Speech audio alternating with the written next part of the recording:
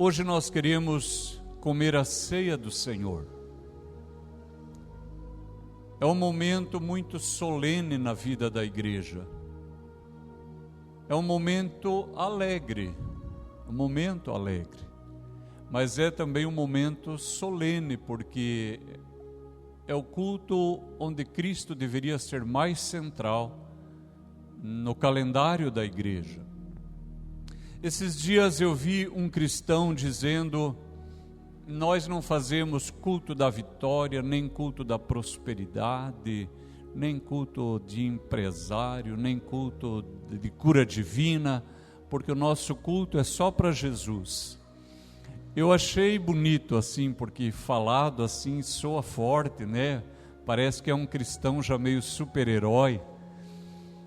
Mas quando eu olho para Jesus e a sua prática entre as pessoas, eu encontro ele curando a sogra de Pedro, multiplicando o pão, o peixe, transformando água em vinho, abençoando a empresa da família de Pedro. Naquela noite em que não pegaram nada, o Senhor disse: lance a rede para o lado direito do barco e vocês vão achar peixe.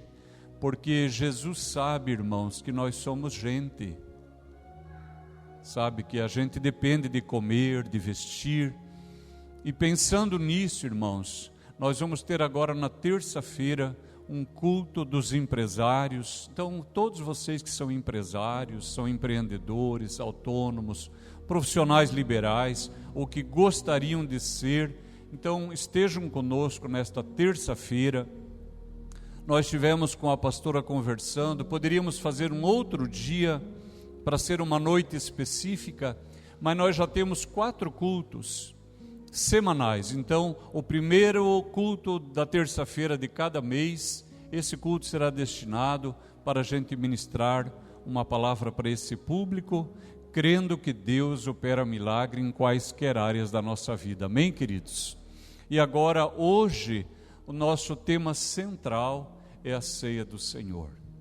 Eu gostaria que você abrisse gentilmente a sua Bíblia em Lucas no capítulo 22. Lucas 22. E vamos ler a partir do versículo 7.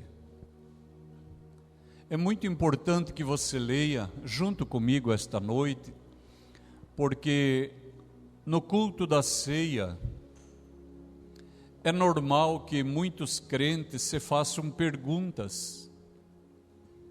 E quem sabe aqui olhando para mim, alguém pensa: eu posso participar da ceia?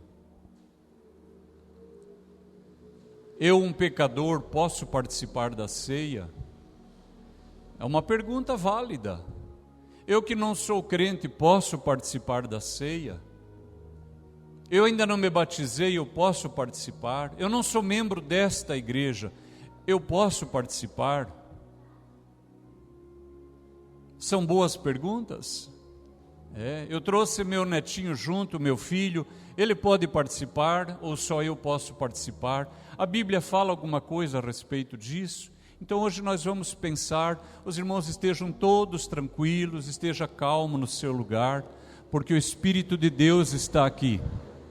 E Ele trará revelação. E ainda que hoje eu não fale sobre aquela necessidade que eventualmente você possa ter, o Senhor, Ele continua operando milagre a todo tempo. E agora, quando lermos a sua palavra, uma unção de milagre outra vez virá sobre este lugar. Enfermidades serão curadas, o Senhor liberará vitória sobre a sua vida, e você saberá que Deus está entre o seu povo. Aleluia. Diz assim Lucas 22, versículo 7. Chegou, porém, o dia da festa dos pães asmos, em que importava sacrificar a Páscoa. E mandou a Pedro e a João, dizendo: ide, preparai-nos a Páscoa para que a comamos. E eles lhe perguntaram: onde queres que a preparemos? Ele lhes disse: ide. Eis que, quando entrardes na cidade, encontrareis um homem levando um cântaro de água. Segui-o até a casa em que ele entrar. E direis ao pai de família da casa: o mestre te diz: onde está o aposento em que hei de comer a Páscoa com os meus discípulos? Então ele vos mostrará um grande cenáculo mobiliado. Aí fazei os preparativos. E indo eles, acharam como lhes havia sido dito, e prepararam a Páscoa. E chegada a hora, pôs-se à mesa, e com ele os 12 apóstolos. E disse-lhes: desejei muito comer convosco esta Páscoa, antes que padeça, porque vos digo que não comerei mais, até que ela se cumpra no reino de Deus. E tomando o cálice, e havendo dado graças, disse: tomai-o e reparti-o entre vós, porque vos digo que já não beberei do fruto da vide, até que venha o reino de Deus. E tomando o pão, e havendo dado graças, partiu-o e deu-lhe dizendo: isto é o meu corpo, que por vós é dado. Fazei isto em memória de mim. Amém. Até aqui somente a nossa leitura nesta noite. Esse é um assunto bastante extenso, nós não pretendemos esgotá-lo nesta noite, porque nós temos um tempo. Então, nós vamos ministrar dentro desse tempo. Se alguma pergunta ainda restar no seu coração, você pode me abordar quando quiser, e eu terei muito prazer em conversar com você sobre a palavra de Deus. Mas algumas coisas nós já podemos compreender. O Senhor disse: é chegada a festa da Páscoa. E chama 2 discípulos e diz: ide até a cidade, e vocês vão encontrar um homem carregando um cântaro d'água. Perguntem para ele, digam-lhe que o mestre deseja celebrar a Páscoa, e aonde ele pode usar a sua casa, que ambiente, para que ele realize a Páscoa. E você viu a leitura, aquele homem mostrou um cenáculo mobiliado e disse: vocês podem usar este lugar. E então o Senhor celebra a Páscoa com os seus discípulos. Quando a gente lê Mateus capítulo 26, nós percebemos que naquela noite de quinta-feira, a última noite, ou melhor, a última quinta que o Senhor Jesus vai estar com os discípulos antes que seja crucificado. É a última quinta-feira. Depois de celebrar a Páscoa, o Senhor institui a ceia. E Ele modifica o rito. E Ele diz: até aqui nós comíamos o cordeiro pascal, ervas amargosas e pães ázimos. A partir desta Páscoa, vocês vão comer pão e vinho, porque até hoje vocês comeram um animal substituto, mas agora neste final de semana eu serei vendido, traído, condenado, crucificado numa cruz, e desde agora vocês celebrarão a minha morte e farão isso em memória de mim. Vejam, irmãos, que o evangelista Lucas diz no versículo 14: chegada a hora, pôs-se à mesa, e com ele os 12 apóstolos. O que significa essa expressão que Jesus sentou-se à mesa com os 12 apóstolos? Significa que dos 12 apóstolos não faltou nenhum? Ou significa que além dos 12 não havia ninguém? Porque Lucas diz claramente: chegada a hora, pôs-se à mesa e com ele os 12 apóstolos. Notem uma coisa, queridos irmãos: boa parte da igreja quando pensa na ceia do Senhor, pensa em Jesus e os 12. E nem considera as outras informações que Lucas colocou aqui. Além dessa fala de 12 apóstolos, nós ainda temos um outro fato que permeia a nossa mente, que é aquele quadro de Leonardo da Vinci, um afresco chamado A Santa Ceia. Você já viu, talvez você não lembre com esse nome, mas você já viu pintado em algum lugar. E está lá o Senhor Jesus e 12 apóstolos. E parece que aquele quadro é a verdade. Mas até daquele quadro nós deveríamos desconfiar. Em primeiro lugar, porque ele não é a palavra de Deus. Em segundo lugar, porque se você olhar aquele quadro com atenção, você verá que o Senhor Jesus está bem cabeludão, e vários apóstolos também estão bem cabeludão. E pouco tempo depois o apóstolo Paulo diz: não vos ensina a própria natureza que é vergonha para o varão ter cabelo crescido? Pensem aqui entre a gente. Ainda hoje não é comum que você veja tanto homem cabeludão. No século 21, na pós-modernidade, você vai em qualquer lugar um pouquinho mais refinado, você já não acha pessoa assim.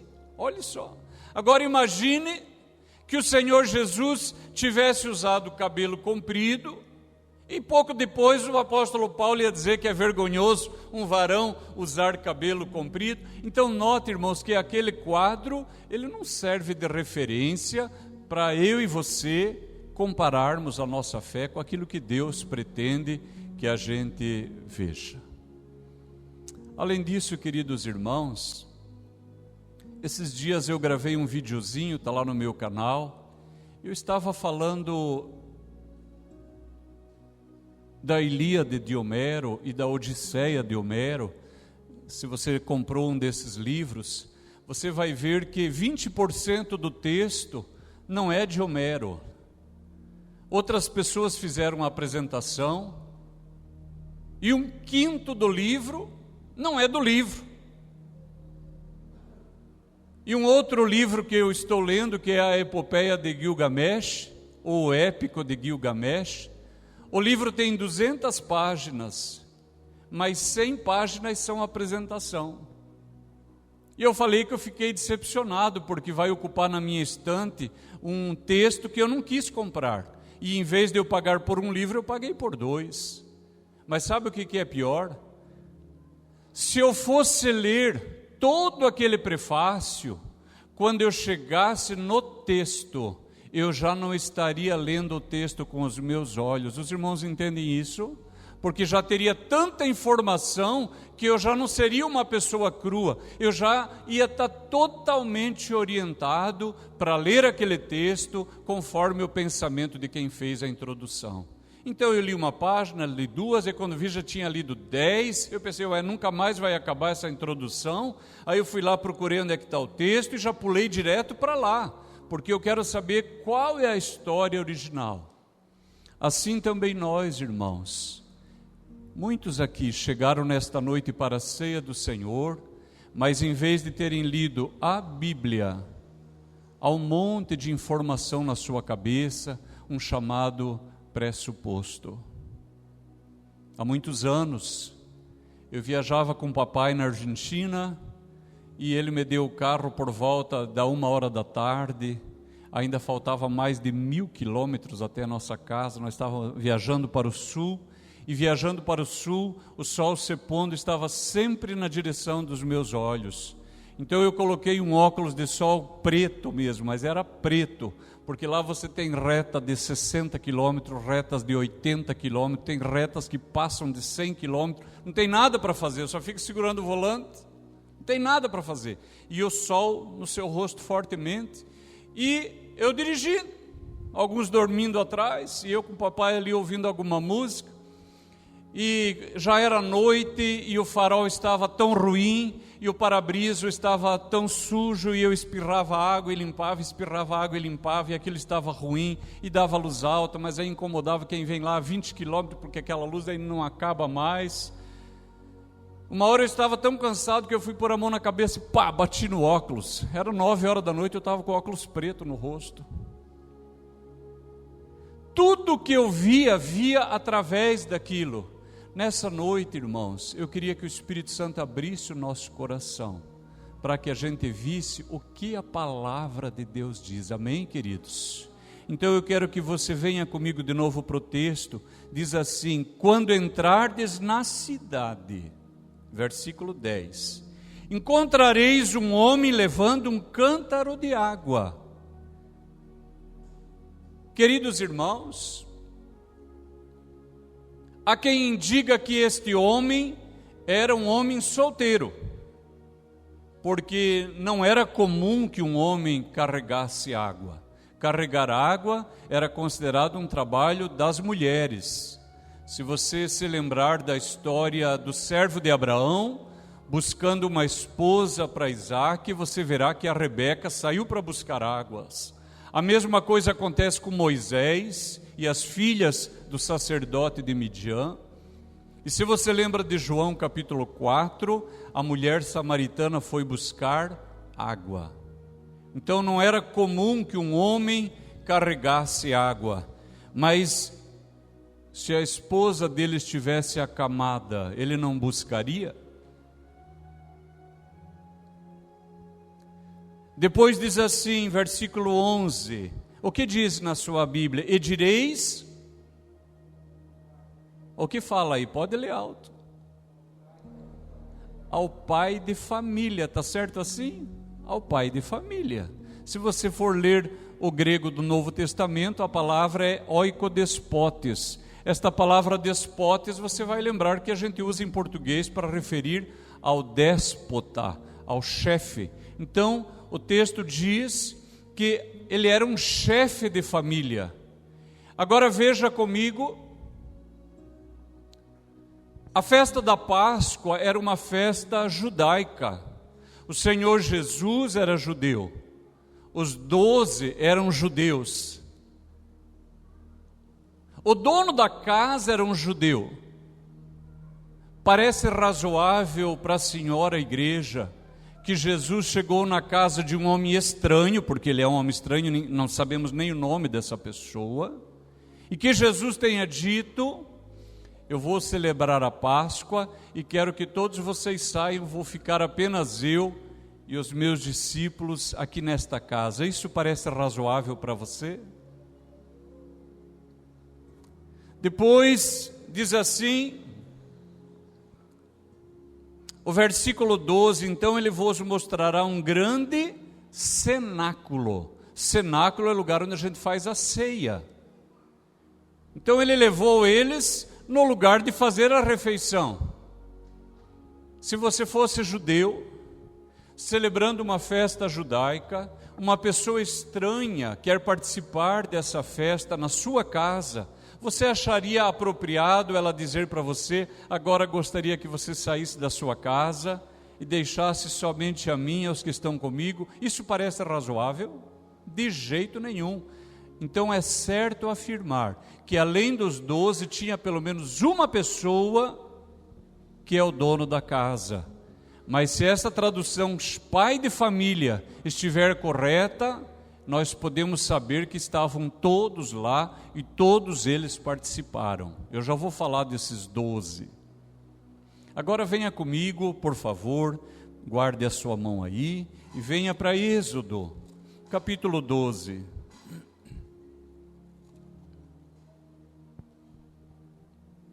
Êxodo capítulo 12.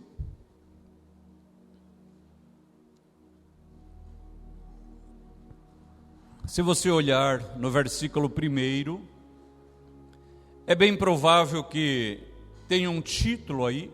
Na minha, o título é a instituição da primeira Páscoa. Alguns irmãos já concordaram. Então o texto todo vai falar da Páscoa.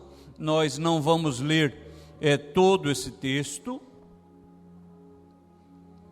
mas nós vamos ler somente o versículo 26, que diz assim: acontecerá que, quando vossos filhos vos disserem: que culto é este vosso? Então direis: este é o sacrifício da Páscoa ao Senhor, que passou as casas dos filhos de Israel no Egito, quando feriu aos egípcios e livrou as nossas casas. Então o povo inclinou-se e adorou. Olhe só, queridos irmãos, a Páscoa no Egito, a Páscoa celebrada pelo povo de Israel, era celebrada por todas as pessoas. Ela não era celebrada por homens adultos, todos participavam da Páscoa. Havia somente uma restrição, depois na sua casa você pode estudar, diz assim: não participará dela o estrangeiro, nem o comprado por dinheiro. Mas se eles estiverem na vossa casa e quiserem comer a Páscoa do Senhor, então seja circuncidado todo macho, e então todos poderão comer a Páscoa do Senhor. Ou seja, a única restrição é que não poderia participar o que não fosse circuncidado. E o apóstolo Paulo, escrevendo sobre isso, ele diz o seguinte: a circuncisão somos nós que cremos pela fé. E agora eu quero fazer uma pergunta, igreja. O que te trouxe aqui nesta noite? O que trouxe você a este lugar?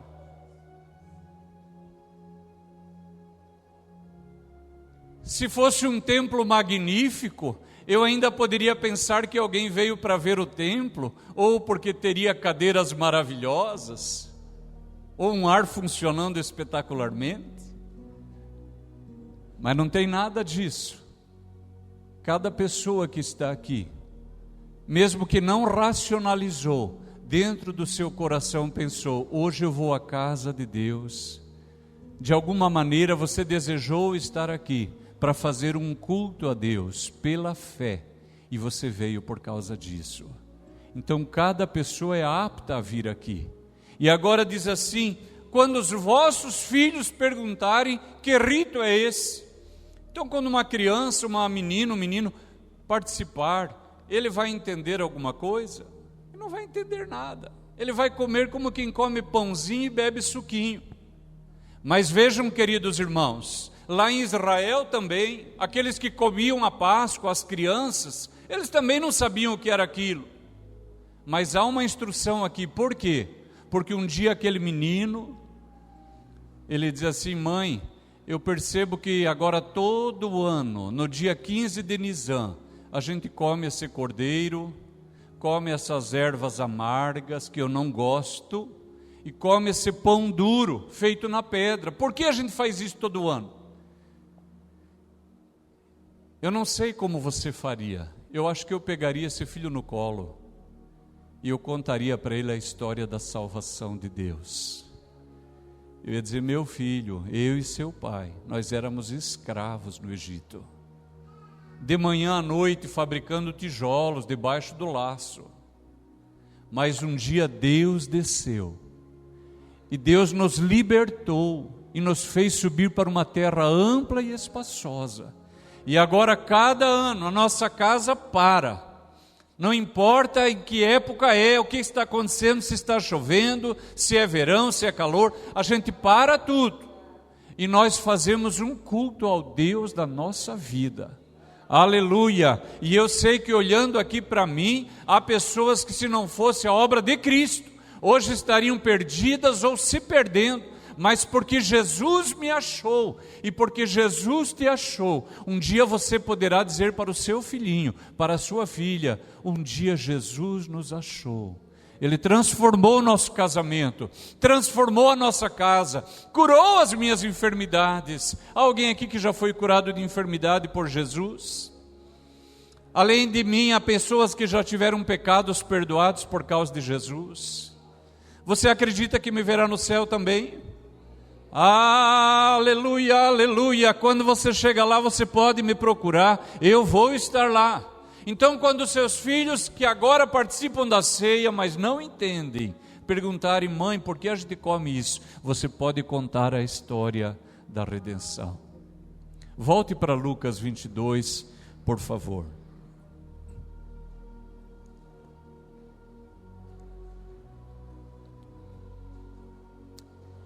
Contudo, alguma pessoa pode estar em aflição no seu coração, dizendo: mas por que normalmente a igreja não dá ceia para todos? É uma boa pergunta. Por que a maioria das igrejas não dá ceia para as crianças? É uma boa pergunta. É uma pergunta justa, uma pergunta honesta. Queridos irmãos, ninguém pense que a igreja primitiva celebrava a ceia com um copo minúsculo como esse que aqui usamos, porque não era assim. Eles também não usavam um pedaço de pão como esse que eu estou mostrando para os irmãos. Vejam, queridos irmãos, naquela noite em que Deus libertou Israel, eles comeram um cordeiro em cada casa, comeram pão e comeram ervas. Aquilo era uma refeição. E os judeus estavam acostumados a fazer isso. E quando Jesus substitui a Páscoa com esses três elementos que eu referi, pelo pão e pelo vinho, a igreja continuou fazendo uma refeição, onde as pessoas iam para comer de fato e beber de fato. E durante os séculos, as famílias iam para o lugar do culto para comer a ceia do Senhor. Eu quero louvar a Deus pelas pessoas que vieram e trouxeram as suas crianças. Mesmo sabendo que nós não podemos ter o culto infantil, que atrapalha você, que te deixa um pouco desconfortável, mas glória a Deus pela sua vida. Porque era isso que a igreja primitiva fazia. Iam todos para um lugar. E o pobre não levava, porque o pobre não tinha. E o rico levava em abundância. E isso aconteceu durante 13 séculos. Mas em 1213, o Papa Inocêncio III, ele convoca o quarto concílio de Latrão, que se reuniu em Roma. E eles trataram de vários assuntos, e os três principais foram a reforma da igreja, as cruzadas, e aqui, a meu ver, foi uma lástima, transformaram em dogma a doutrina da transubstanciação, que assevera que quando o ministro da Eucaristia consagra a hóstia, ela transubstancia e vem a ser de fato corpo e sangue de Jesus. Você já deve ter lido, ouvido ou estudado algo parecido. A partir desse ano, 1213 a convocação, 1215 o concílio. A partir desse concílio, aconteceram dois impactos na vida da igreja. Os crentes não ganharam mais o vinho. Mas você tem a sua Bíblia aberta aí? Venha comigo para Mateus, no capítulo 26, o versículo 27. E tomando o cálice, e dando graças, deu-lhe dizendo, o que está escrito aí? É só para o ministro tomar? Não, olha o que a Bíblia diz: bebei dele todos. Nenhuma pessoa nessa terra tem autoridade para modificar a palavra de Cristo. E Cristo disse: bebei dele todos.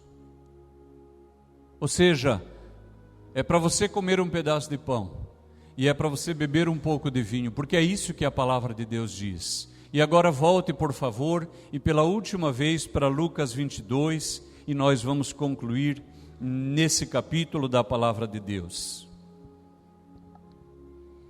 Entretanto, persiste o fato de que Lucas disse: chegada a hora, pôs-se à mesa, e com ele os 12 apóstolos. Por que é tão importante que Lucas tenha dito os 12 apóstolos?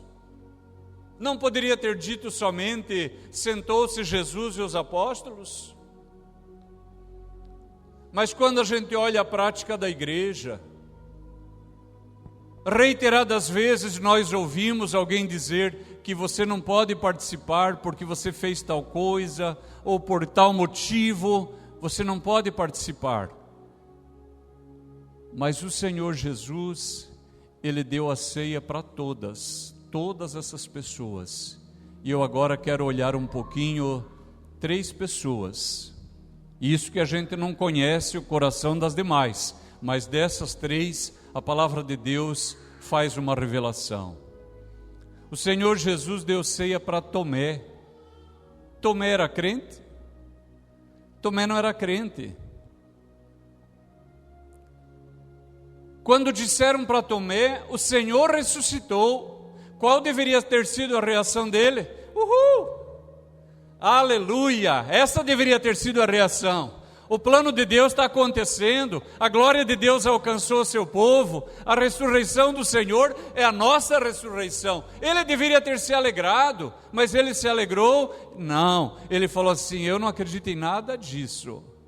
Se eu não colocar a mão na sua chaga e a mão no seu lado, eu não acredito. Ele achou que o Senhor não tinha ouvido ele. Passou uns dias, o Senhor aparece quando eles estão todos reunidos.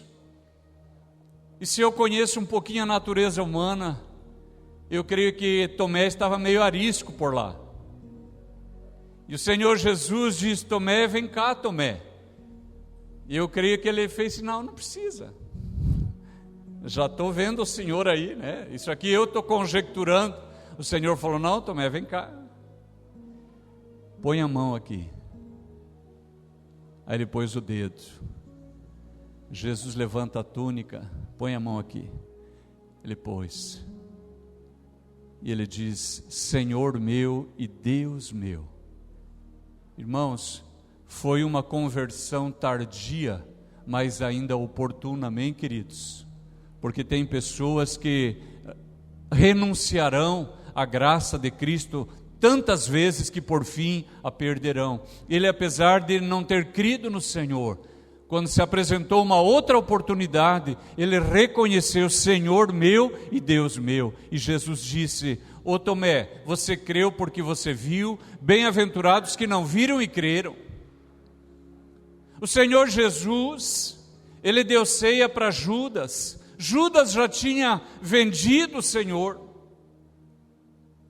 já tinha negociado o Senhor por 30 moedas de prata. E não pense que Judas se perdeu porque vendeu o Senhor, porque não é raro encontrar na igreja pessoas que vendem o Senhor, pessoas que trocam o Senhor por dinheiro. Numa igreja que eu servi, havia uma família que sempre ficava na galeria. E aqueles irmãos diziam: irmão Inés, nós queríamos comprar um carro, queremos que o senhor ore com a gente, se una com a gente, precisamos de um carro. A gente vem na igreja a pé, longe, com criança, depois do culto, para levar a criança no colo. E nós oramos, e eles trabalharam, e Deus prosperou, e eles compraram um carro. Irmãos, foi a última vez que eu vi eles na igreja, por causa de um carro, irmãos. Por causa de um carro. E eles não vieram no culto seguinte, não vieram no próximo, e passaram as semanas, eles não apareceram mais, e eu sempre via eles, porque a maioria dos crentes tem um lugar cativo na igreja. E eu olhava na galeria, eles não estavam, e um dia eu preguei, e eu falei: não pense que é pouca coisa você trocar a graça de Deus por um carro que perece, um carro que murcha, um carro que você está maravilhado hoje e amanhã ele já não vale mais a metade do que valia. Eu falei: nessa igreja é uma família que porque comprou um carro não veio mais. Na outra semana ele veio lá no gabinete: irmão, o senhor falou de mim? Eu falei: exatamente, é bem do irmão, ainda bem que o senhor veio aqui. O senhor está completamente errado. O senhor mesmo diz que era um carro para servir a Deus, porque depois do culto é ruim de carregar todo mundo. E ele falou: é verdade, o senhor está certo. Eu achei que ia afirmar, não, desapareceu de volta. Pessoas que aceitam um trabalho que impede elas de servirem ao Senhor. Aqui nessa igreja tem, não precisamos pensar em São Paulo, em outro lugar. Não, aqui eu estou ministrando para esta igreja. Então notem, irmãos, o Senhor deu ceia para Judas, que tinha vendido o Senhor. O Senhor deu ceia para Pedro, e o Senhor já sabia que naquela noite Pedro negaria o Senhor. E olhando para mim, tem pessoas que nos próximos dias vão negar ao Senhor. Mas eu quero dizer para você, querido irmão, querida irmã, tendo negado ao Senhor, volte para cá. Mesmo tendo negado ao Senhor, volte para cá, porque aqui é um lugar de salvação para você. O mesmo Jesus que deu ceia para Tomé, que deu ceia para Judas, que deu ceia para Pedro, Ele cuidará de você também. E se você não desistir como Pedro não desistiu, aleluia! Se você não desistir, continua andando com o rebanho, o Senhor vai salvar você, vai restaurar você, vai transformar a sua vida, aleluia! Esse Pedro que negou o Senhor, que aos olhos de alguém parecia sem esperança, depois da ressurreição, o Senhor Jesus achou Pedro, e Jesus perguntou para ele: Pedro, tu me amas? E ele disse: sim, Senhor, eu te amo. E Jesus disse: apacenta os meus cordeiros. O Senhor Jesus perguntou 3 vezes: tu me amas? Porque Pedro negou 3 vezes. Agora ele teve a oportunidade de retificar isso, mais do que isso. Quando Jesus perguntava para Pedro: Pedro, tu me ama? Jesus usava a palavra ágape, que é o amor perfeito de Deus. Mas Pedro sabia que ele não amava Jesus com o amor perfeito de Deus. Perceberam que estava havendo uma conversão? Aquele Pedro valente, que eu te sigo, aquele não existe mais. Agora tem um Pedro humilde, ele fala: Senhor, eu te amo com amor filéu. Não é esse nível de amor. E Jesus falou: apacenta meus cordeiros. Eles caminham mais um pouco, e Jesus pergunta outra vez: Pedro, tu me amas? Jesus usa a palavra ágape. Pedro usa de novo a palavra filéu para dizer: eu te amo, mas o amor filéu é um amor inferior. E na terceira vez, Jesus fala assim: Pedro, tu me amas? E agora o Senhor usa a palavra filéu. E Pedro fica constrangido, ele fala: Senhor, tu sabes todas as coisas. Mas Pedro continuou no grupo e Jesus não desistiu dele. Jesus disse: apacenta meus cordeiros. O Senhor é assunto ao céu. E anos depois, quando Pedro vai ser martirizado, a história conta que quando foram crucificar Pedro, ele disse: me crucifiquem de cabeça para baixo, eu não sou digno de morrer como o meu Senhor. E eu sei que nesta noite o Senhor vai achar alguns Pedros aqui, quem sabe até alguns Judas, quem sabe alguns Tomés, e o Senhor está convidando todos nós à sua mesa para dizer: eu vou cuidar de você, eu vou fortalecer você, aleluia, eu vou libertar você das suas amarras, eu vou transformar você num novo Pedro. E se você não é crente, eu farei contigo aquilo que fiz com Tomé, até que você diga para mim: ó Jesus, Senhor meu e Deus meu. Ponha-se de pé, igreja querida. Aleluia.